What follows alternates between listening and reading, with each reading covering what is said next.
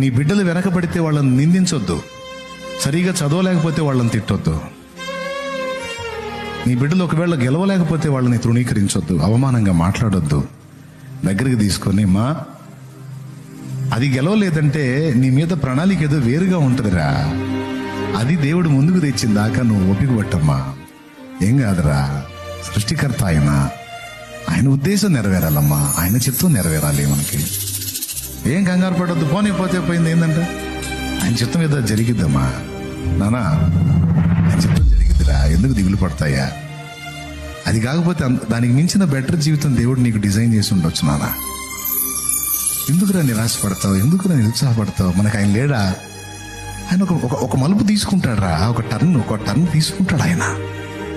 ఆశ్చర్యకరుడు ఆయన ఉన్నాడయ్యా మనకి. నువ్వు కలత చెందొద్దు,